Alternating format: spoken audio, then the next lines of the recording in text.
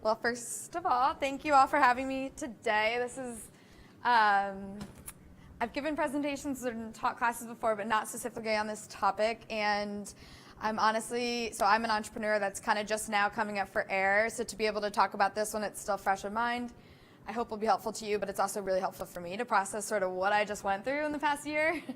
And I really don't want to just present to you. I kind of just want to talk a little bit more about what I've been up to and what I've been doing, and then work together for a large portion of the next hour to define a little bit more about what you're doing and some of your next steps to get you ready for your pitch days in a few months. So about me, I'm Allison. I actually used to work with Blake at MakerBot. So I have a background in business development and startups, and I decided a few years ago that I wanted to, going back to what Carl was just talking about, I wanted to focus on something that made more of an impact and related more to my interests and my passions. And I just heard someone a little in the last class say that they were focused on minimizing waste. That's something that was very important to me, especially with 3D printing. I saw a lot about the ins and outs of production, and I applied that to the fashion industry, which is something that I had always been interested in, but as a consumer didn't really understand how things were made in fashion. And the more I learned about it and visited factories in the earliest days, I saw how much waste was there, and I also saw as a consumer how much waste was created by ourselves basically buying products and then they're wearing out and you don't really know what to do with them anymore, and there's that bag sitting in the back of your closet that you don't know how to donate things, or a lot of people just end up throwing things out maybe a little bit before necessary, like things that still have life in them. So anyways, long story short, I envisioned this idea of a closed loop concept where all clothes that are made can also be resold back to the manufacturer, who then will help decide the next best use case. So if there's still life in it, or if it needs a little bit of repair, take care of that, and then resell it at a lower rate, and then keep that going until products are eventually ready to be recycled and broken down into raw materials, and basically a future where there's no waste in fashion. And I decided to start this concept with a women's blazer design because I'd never had studied fashion design before. I didn't know how to make a product. I decided to focus on one. I thought blazer would be easy. It turns out blazer is one of the most complicated garments to make, but I think that's been really important for me, and part of my journey was that I had decided, and we'll talk about this a little bit later, I decided I wanted to bootstrap and I wanted to do everything myself, partly because I'm stubborn, but also because I really wanted to learn every step of the way, so that going forward I could figure out where my weak spots are and where I'll need to partner and hire people, and I'll be able to speak to all the different roles of the process. So I'd love for us all later in the later portion of today to kind of go through what you think, as of where you are right now with your concepts, what you think that process could look like, where you think your strengths are, and then start to define who you'll need to bring on to help, because that will help shape how much it's going to cost to get something produced. So this is just a snippet of my Instagram, but I also wanted to talk about, so again, how did I get here? I basically saw a problem and I wanted to help solve it myself, and the most important part of this here was the savings account. So like I said, I decided to bootstrap. Is everyone familiar with these concepts of bootstrapping versus fundraising? No. Great. Okay, so to simplify it, bootstrapping typically means keeping things as lean as possible, using your own savings, or getting money from customers as quickly as possible to use that money to then further the growth of your business. And for me, the reason I chose that method was because I had a savings account. Like I said, I'd been saving up for that one day I'd finally start my business. So I had a budget aside for this moment, and also I saw it as a way to retain entire creative control of the whole process, because anytime you raise money, you now have an obligation to your investors as stakeholders that you need to deliver whatever the terms you decide are. You need to deliver that back to them. And so while it's great if you find the right investor, they can add a lot of value to your business, they can give you money, but also they can give you advisory, and they could help keep you accountable and focused, but you're also typically giving up a percentage of your company in order to get that money, and that changes things. So for me at this stage, it made the most sense. Like I said, I kept it very small with just one product to start and wanted it completely self-funded so that I would be able to maintain control every step of the way. So it's just a personal choice, and you might think you're going to do it one way and then change your mind and do it another. But what I would recommend and what I would like to talk about, at least for this class, is no matter what, even if you're going to raise money in the future, I think it's really important to have a minimum viable product. Is that? Well, I'll get to that. But a minimum viable product, basically, what is the simplest way you can? Okay. Well, I guess I shouldn't. So I think, starting fresh, you were just talking a lot with Blake about what you're making and why, like the why behind your product and how to explain that to people. It's always going to be important throughout, and it takes so much practice. But then when you talk about how to get it funded or how it's actually going to come to market, I think it's important to think about how you're doing it and build out a plan, which will change, but have some sort of planning and structure in place. But then also for whom, because for whom, those are the people that are going to be paying, those are your customers, how much are they going to pay? All these questions are very important to start writing down. And so again, you have an idea, you're confident, you have to be confident that you can do it. You start to make a plan of how you get there and who's going to be paying. Is it the customer? Is it an investor? Is it yourself? Obviously, in the future, you hope it's always going to be the customer that's paying enough to cover the cost of running your business. But depending on what type of business you want to grow and start, that'll make a difference whether or not it will be profitable from day one, or if it will take a certain amount of seed funding in order to sort of get the market going and get it started, and then make a plan to be profitable in the future. You start gathering the materials, and we'll get into that later a little bit more specifically, and you estimate how long it's going to take. I think it's really important before you get too far into the planning to set your own metrics for success. So again, when it's bootstrap versus investor, once you have an investor, they're going to help determine what those metrics are. But for you as an entrepreneur, as a product creator, to keep focus on why you're doing this, not only like why is your product solving a problem, but why are you doing this? Like for me, the reason I decided to bootstrap was because I wanted to learn, and I learn best by doing. So I felt I needed to learn every step of that process, keep it, like I said, within my control, and understand it within and without. A lot of people could have looked at what I was doing and said, you're doing this all wrong. Like you could do this a lot faster if you just hire someone to make the pattern for you, or you do this or that. I guess the point being, there are lots of different ways to get to where you want to go, but keeping focus on what you're trying to get out of this is the only way to keep yourself motivated and excited to continue and see the progress for yourself. So I think it's important to, when we talk a little bit later about your plan, to figure out how you want to set your own metrics for success. Then, okay, so here's where I think we'll get excited. Where will you begin? So again, what is the minimum viable product you can create to validate that your idea is a good idea, that it's going to work, that people want to pay for whatever you're creating? So is this minimum viable product, is this something that you guys have discussed in class before or heard? Has anyone created a minimum viable product already for their business that they, okay, great, then we can define it together. So like I said, an MVP is a product with just enough features to satisfy your earliest customers. One of the biggest mistakes that businesses make, and I've gone down this road, is trying to, like when you have this early stage vision, you have all these ideas and features of how you're going to be the best in the market, and it's obviously going to be expensive to eventually grow to where you want your business to grow. And I think a lot of companies stay in this sort of early stage for perhaps too long, and they don't start getting money or getting feedback from customers early enough, and then they're just sort of perpetuating spending more money to try and perfect something that customers may or may not even want to buy.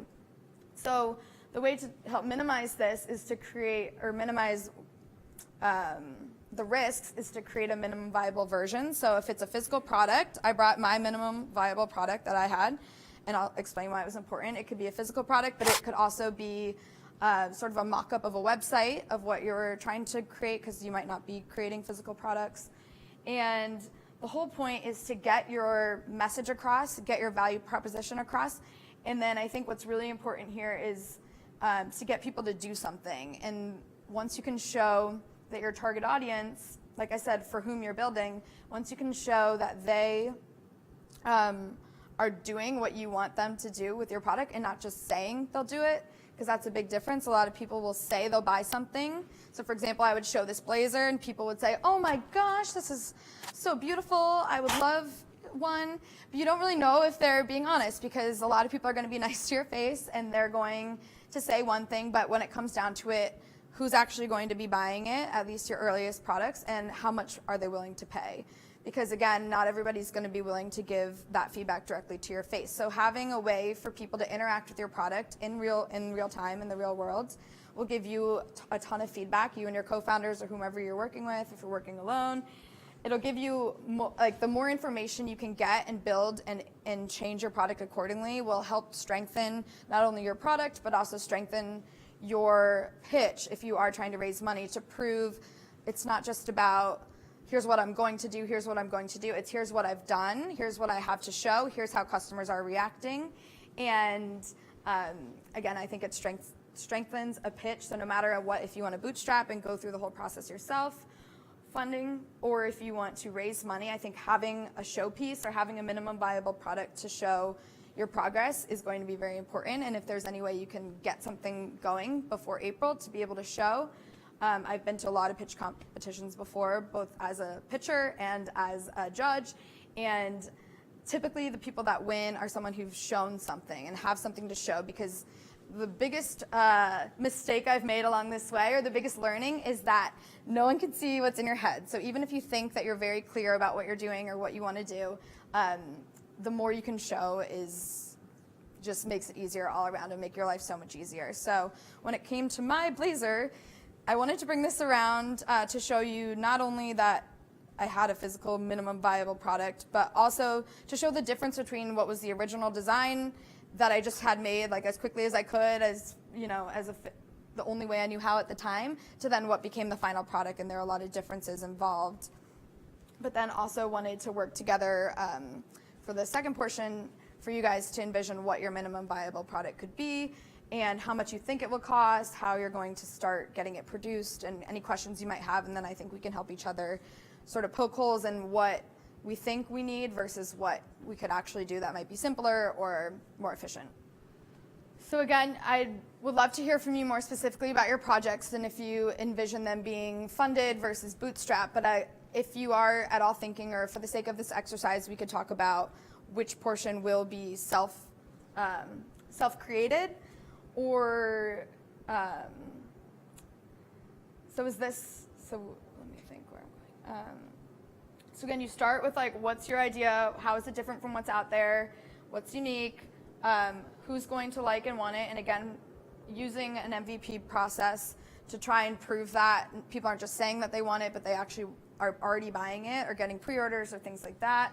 And then taking any feedback along the way of like, oh, I love this if it had this, or if, you know, what would you have to change in order to get people to actually come on board with your product? And then you get into instances of how to scale. And I think going through these processes, like as much as possible, keeping it lean, keeping it low cost and low time investment is going to be very important, so that when you come up with a scaling plan, and if you go to raise money, or if you want to bring other people on board, you have, again, all of these processes. And sometimes these iterations happen again and again before you get to a scaling plan. But at least you've shown your progress in the market, and you're not just talking about vision, but you're showing something and showing progress, showing what you've done. So the next portion, and what I hope we can work on together, is, I lost a slide, but basically what the slide before this said, like, all this is great. I think you're, let's see. The slide before said, okay, I think visualization will help here. So I wanted everyone to be able to picture themselves 6 months from now. So this is after the pitch. You're still working on your products, your projects. You've been working on it for 6 more months from today, but you failed or you're stalled, which might even be worse sometimes than failing if you just like spend too long in this no progress zone. And I wanted us to ask ourselves why. Because I think if I had done this sooner, I could have seen a lot of the holes in my own business model or the holes in my own thinking, is to not only think about this myself, but tell other people a little bit more about what I wanted to do and where I think I'm going to be 6 months from now. But like, what if I knew from that day that I was failing? I could backtrack why I would have failed. Is it something that I was doing wrong? Is it something that I didn't know about that I should have asked about sooner? Is it that this might be way more expensive than I thought to create? There are tons of reasons why startups fail, but I think thinking about that from day one, and if you're going to make a pitch or try and raise money, proving like, here's why we might fail, but here's how we're mitigating those risks and minimizing that risk through lean product development or through a very specific plan. I think that's always something good to work through from the earliest days. So with that in mind, I thought it would be really helpful for us to all work together in groups and just sort of think about how will you get to this minimum, like first of all, defining what a minimum viable product could be for your company. How will you get to that point, or how do you think you might get to that point, and how much time and how much money will that take?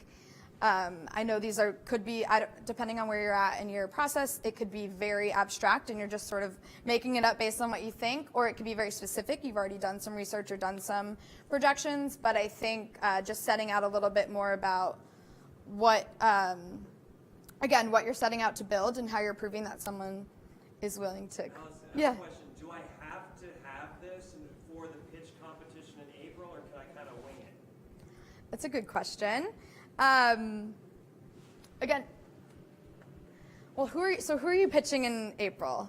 Is it? We're gonna have people like you. It's okay. Accomplished, and then even people that could potentially be investors.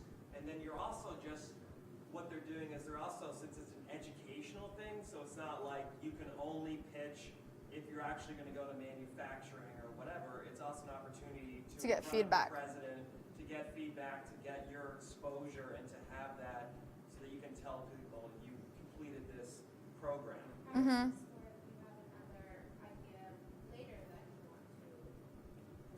Right. So it's for all those things. But what I'm saying is, what do you think is one of the most important things going into this pitch competition that you definitely need defined so that you can leave some kind of positive imprint? I know it's a big question, but Right. I guess the reason I was thinking of figuring out that path to an MVP, and I'm not saying it has to be done by the time you get to the pitch, but figuring out how much time and money it would take would just prove that you've done your research, you know what's going into this, you know what some of the risks are, and I think going through that process ourselves helps us realize where we might not be thinking of potential problems. And I also think the best way to learn about what you're doing and how much it's going to take is to talk to people about it. So talk to people, for example, for me in the industry, in the clothing industry, I thought some of the best people to talk to get advice or to find out, to answer some of my questions I had about how much this was going to take to get started. I thought it would be other designers or things like that, but at the end of the day, I found out it was people in the supply chain. So my actual people that might be producing this in the future, people that produced my first prototype versus the end factory I ended up using. Every conversation I had with people, and I had to, again, I went from making one prototype. This prototype was made by a one-stop shop. They did everything. They picked out the fabrics. I paid them $200 and it was done. And I was like, well, that was really easy. But when I learned from going from one prototype to going into production was that there were actually, I counted 39 different relationships in the supply chain for this one blazer. And each one had, I had to pay them or they outsourced to someone else. So it can be a complicated process, and I'm not expecting anyone to have that ready by April. But the point is, what I thought was going to go one way, I learned throughout the process that it actually could be more expensive, which then changes your price and then changes things about how much money you need. So I'm not expecting anyone to have it fully like fleshed out by April, but I think getting as much information as possible from potential suppliers or producers, or just people you might need to hire to get your product made, will be really helpful, because that helps create this plan or pitch. I'm sure as part of the pitch competition will be a pitch deck. Is that something that will be covered in future classes maybe? So having like a pitch deck of why you're doing what you're doing, and again with the plan, the steps to get there, and being realistic about how much time and money it's going to create. Is this something you're going to be self-funding? Do you need funding from day one? And just again, answering as many of those questions as you can before you're pitching to someone just helps, because they're inevitably going to ask those questions in their review of your pitch. So I think just up front addressing any of the risks or addressing the costs involved will help you sell yourselves, and that you're ready to do this, you're willing to do this, you've done your research, you know that plans will change, but here's why you need what you need. Because at the end of the day, you're not just pitching to say, like, you need to be, I guess, as specific as possible, even though it might change in the future. Being as specific as possible. If you're trying to raise money, what will that money go towards? It's important for yourself to know, but it's also important to get your investors to be on board. So does that help answer the question? Okay. I wasn't expecting to talk so much without like asking if anyone had questions or feedback. So before we break up into groups, does anyone have any questions about, well, what you're doing if you break up into your group? So I think what a helpful exercise, and correct me if you've already done something like this before and it would not be helpful, but is to start to identify and start to define some of those, I guess, like work backwards from pitch day, what you think you can achieve between now and then, or what you'd like to show, whether it's an actual showpiece or whether it's a survey data or whatever you're trying to prove out ahead of time, and how you're going to get there. And then we can work together to, yes. Okay, I was going to say we can work together to talk through some of those items and learn from each other about like what we're not seeing. Because I think, again, the more you can find out what you're not aware of will help strengthen your pitch and strengthen your plan sooner rather than later. So my question is that you started, it seems like your whole business began with an idea that you saw, like the fashion development industry saw a huge amount of waste and wanted to address waste. How did you decide that designing, producing a garment and having this recent, how did you decide that that was the product and the business model that was going to be the best? Did you go through an iteration of other ideas, or was this sort of like an idea that you pitched and were like, I want to see if this is going to work? Did you run all the numbers? Questions like that. That's a great question, and I think it goes back to what I wanted to achieve as a human. And so first was defining the problem. For me, was fashion waste, and an opportunity to address that through new consumer products. And I definitely mapped out, I wrote lists of all the possible ways I could go about doing this, just like 100 different ways to address this. And the reason I chose what I chose, I actually did, are you familiar with the concept of design thinking?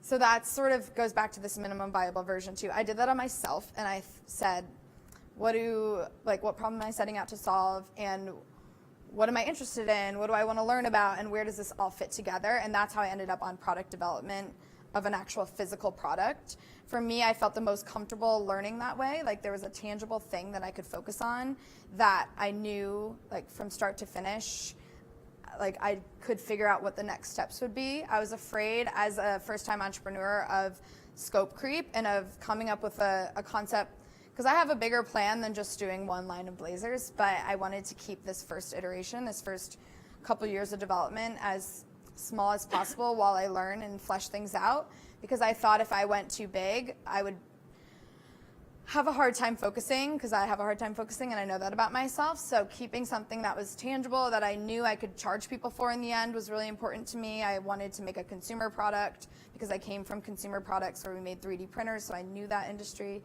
So I think taking a mix of what I was interested in and what I wanted to learn about that still started to address the problem of the industries, but then enabled me to focus my efforts and learn as much as I could about the industry with a focused problem in mind from day one. I'm not saying it's the only way to do it, but I think it's helped me, because what I found pretty quickly was the more I got into the industry, the more I learned what was already out there, and like all the competition that we're kind of doing the same thing, but we're trying to solve the same problem. So I think me having my one idea was also helpful for other people to say, oh, this is what she's working on. So kind of becoming an expert in one version of the solution, so that you can partner or work with other people in the future that are addressing it in different ways. Did you figure out that this first sort of scaled down version was going to be profitable in a certain number of years? Or So, are you kind of like a little bit guessing right now? I'm definitely figuring it out as I go along. I did back of napkin, like, okay, how much do I think this is going to take? How much am I willing to invest in my own money and time? And trying to create as many milestones as I could to track towards that, but very much learning along the way that no matter what, I wanted to see this through. I think, again, which is different. I'm not saying everybody should do that. You might have to set boundaries for yourself of like, after 6 months, again, I have to decide if I failed, and I might need to scrap and start fresh. But that's okay, because you've learned, if you've had a focus or had a mission from day one, you'll have learned a lot along the way, and unless you were just like sitting still for 6 months and then decided like, well, this didn't go anywhere. But I think having those conversations, you're just collecting more information, and the plan can and will change. So at any point I could pivot and have to decide, like, you know, if, for example, tomorrow I meet someone who could be a potential co-founder, but they don't want to do blazers. They have a bigger idea, but it sort of fits into the same problem I want to solve. Like, I do have to, as an entrepreneur and as a person, think when new opportunities come in, is how much time of my time would this take, and is worth more focus than what I'm already working on. So for now, I've seen a lot of new things come in, and I've still chosen to focus on what I'm working on.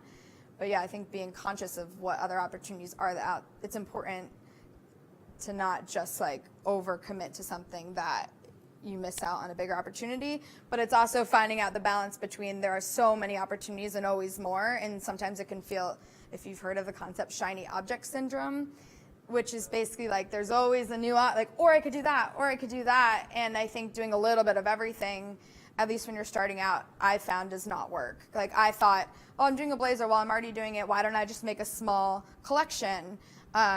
And pretty quickly learned, like, I need to keep it as simple as possible, because I would be setting myself up for failure. But even though it seemed easy to do things like that once you're already in motion, sticking to some sort of plan and keeping it simple, proving out to yourself and also to anyone else that's involved, stakeholders, customers, investors, proving those steps and showing your work along the way.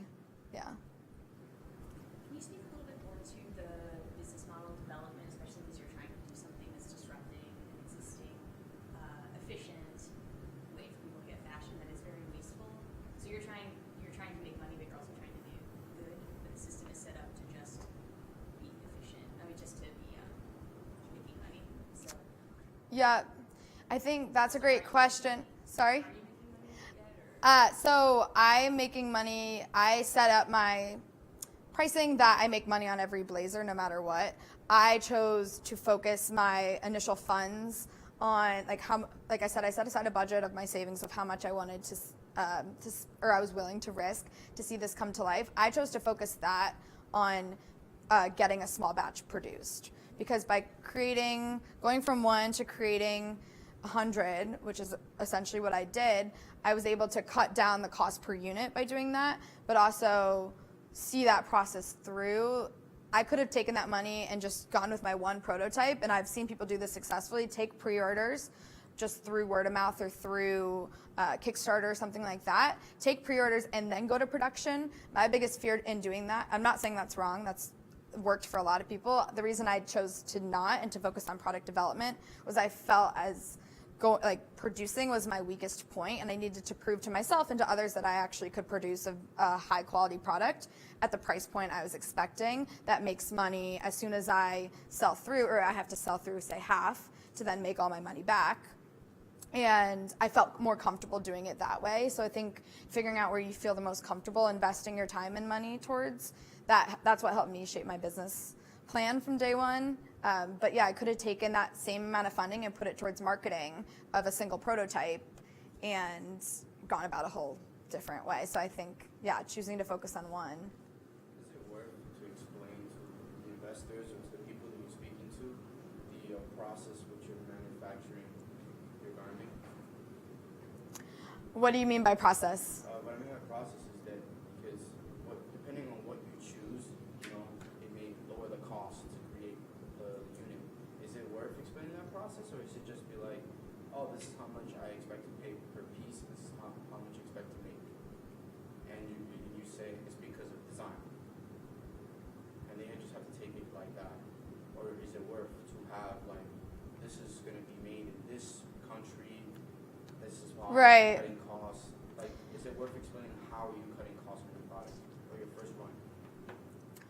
So I guess on a large scale, how you make your first batch is not necessarily how you're going to make your second or your 20th, because you could find a better producer along the way, or you could find that you cared about making it in the US, but then as you scale, you might not because it's cheaper. I think figuring out those trade-offs for yourself as a business, like what are you standing for as a business? Which values do you want to uphold? If you want to, I'm not saying you need to get so granular to the investors about who your producers are or anything like that, but I think having that sense of comfort from your perspective that this is actually viable, because they might not know. The people that you're pitching to might not work in your industry at all. They might not understand what you're making or setting out to make. People might understand the general supply chain of getting things made. And I think having some sort of numbers or at least estimates in place and why, and being able to, if they have a question, being able to explain how you got to that estimated price point and profit margin from the earlier stage would help strengthen your pitch.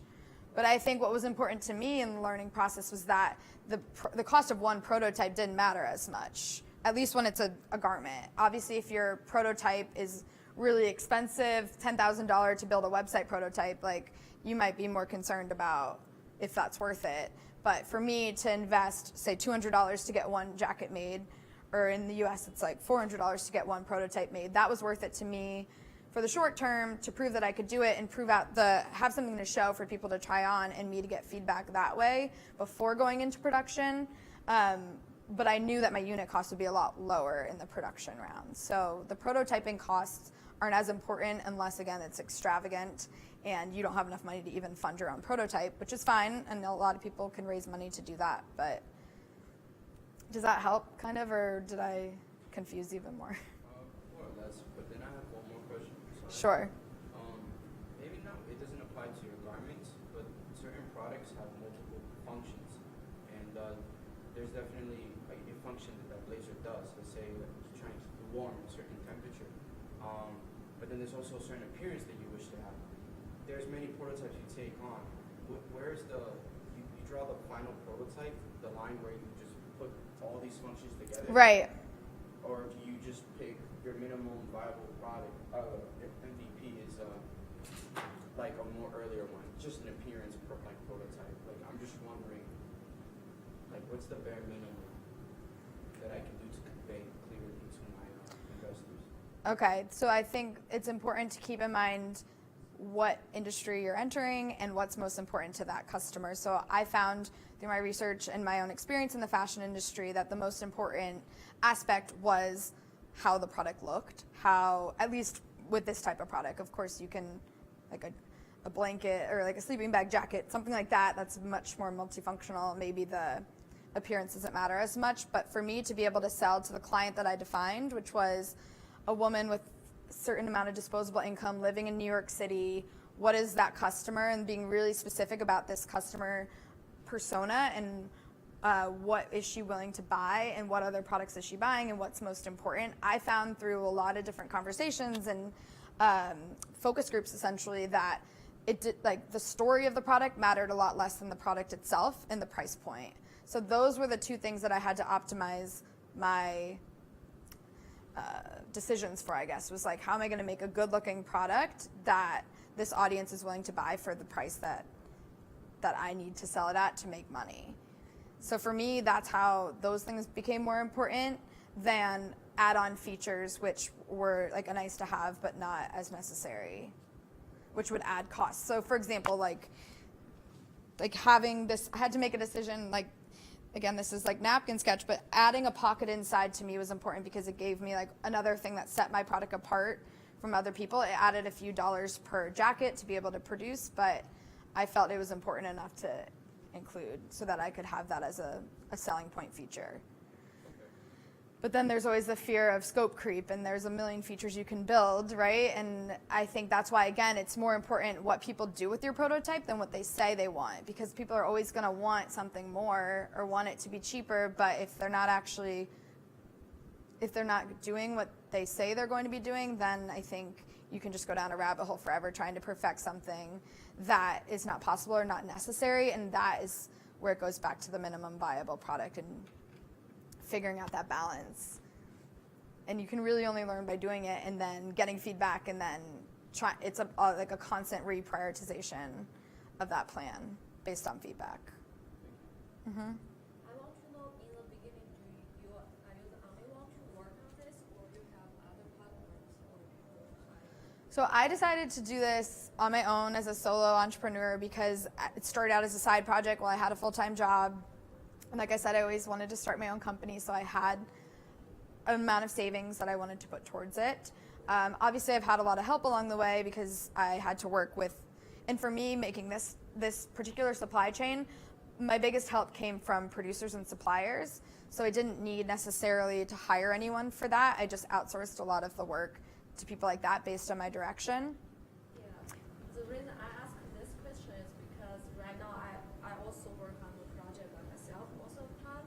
I find it's a challenge to how to keep myself accountable. Right. And do I need to make a specific schedule about what time I should get what kind of things done, or should I more like find my own flow and just flow with it? What is your thoughts?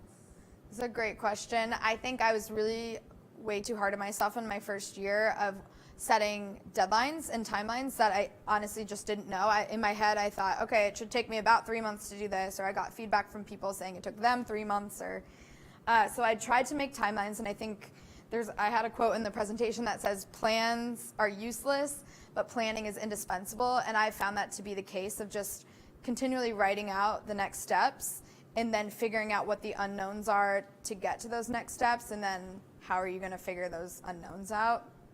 It's been really important to me to like have some sort of plan and then revisit it. And then going into my I'm officially, as of January, in my second year of business, I think what's been most important to me this year, like I gave myself a year. So again, this is a very specific case where I gave myself a certain amount of time and money that I was willing to just put into this. And I wasn't too hard on myself in terms of like abandon the entire project. I knew no matter what, I had so many failed projects in my life. I wanted to finally see one through. So that was what was really important to me. So keep that in mind. Like this is why I made a lot of my decisions, whereas some other companies just want to build something and they're willing to scrap their first idea because they can see a bigger opportunity. Like for me, I needed to see the Blazer project through no matter what. So to keep that in mind.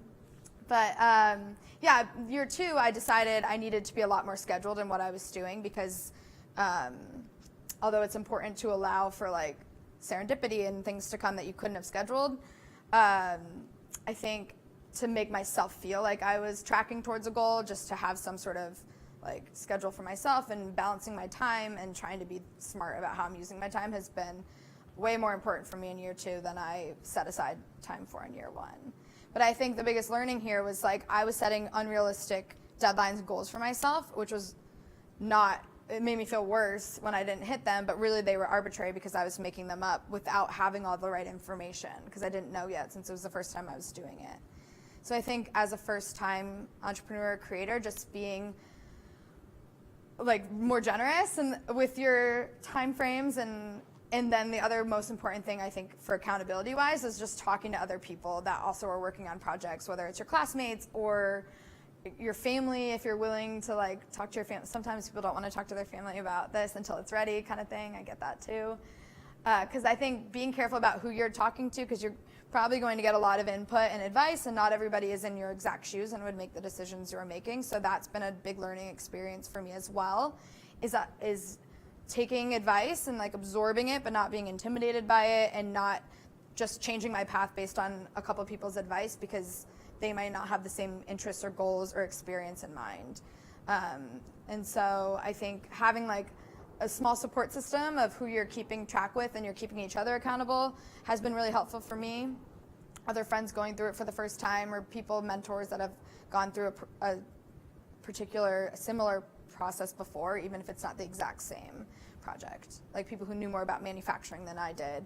But some of my biggest mentors along the way, like mentor kind of can be like a very vague concept. Some of the people that were the most helpful to me were actually the people producing the product, because this was all second nature to them, and they were very, they knew the ins and outs more than I could even ask questions about. So just being willing to admit what I didn't know and asking from people who were more expert than I was has been helpful. Yeah.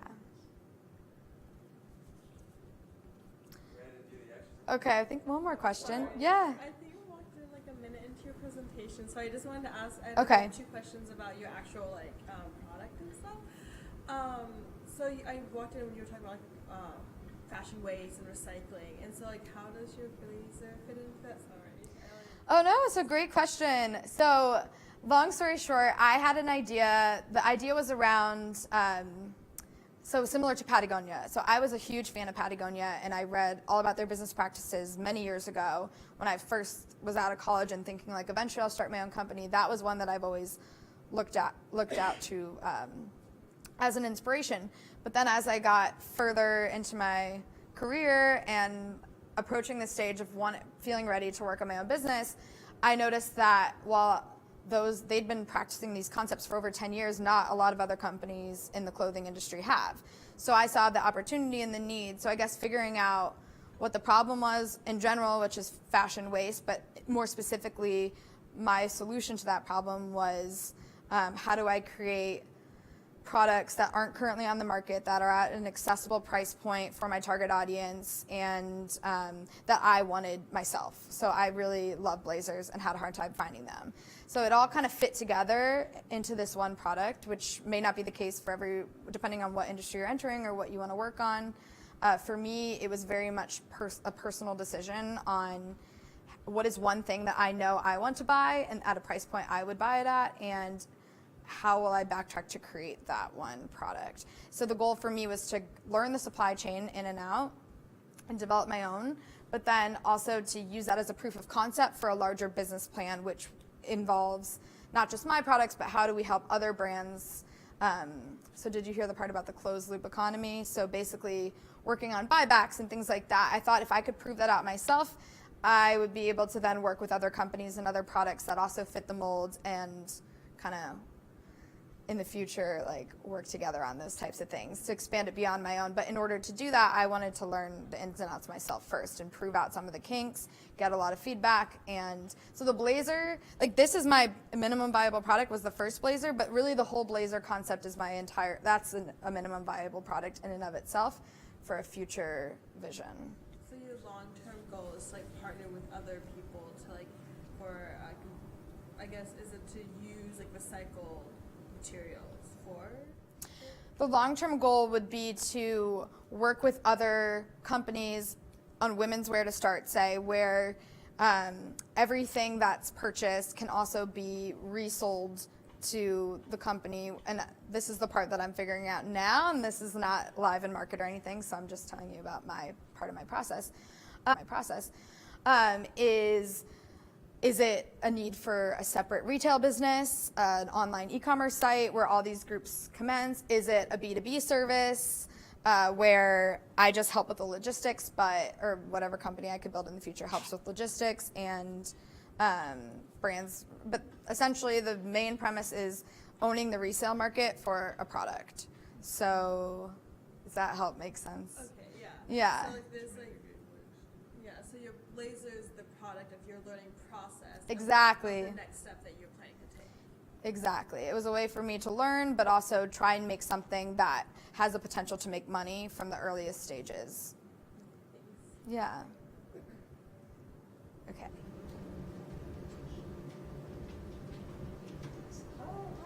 I just want to say everyone did an excellent job. I think you all came up with such different perspectives, and where you're at in your process and being able to share where you're at is so important because it's authentic. You're just admitting what you know and what you don't know, what you're trying to do, and I think sticking true to that instead of trying to be bigger than yourself is going to be very important for the pitch. I guess my one point of feedback I would love to leave you with is to think about, so same thing with telling a story about why, like, and really painting that narrative about why you're doing something. Also maybe think of telling a story about how. So getting more specific around how you're going to prove that. And you can also use stories so you don't get caught up in remembering all the stats and facts and figures. Those might come up in the questions, so it's always good to know your numbers. But again, painting that picture on how you're going to start and take your big concept and make it something that's starting as something that's viable. Painting that picture as a story, and also how you're going to do it. Oh, and why you? Because like every problem out there to solve, you have to convince other people why you're the person to solve that problem. And again, bringing that back to yourself. So great job. This was really cool. Thank you for having me. And yeah, feel free to reach out with any other questions, or I'd love to be able to hear how your projects go. How can they reach out to you? Oh, you can feel free to email me. It's my company name is my last name, so it's Vienzi, Vicenzi. And my email is Allison, Allison. I can share it with you guys. Yeah, thank you. At Vienzi.co.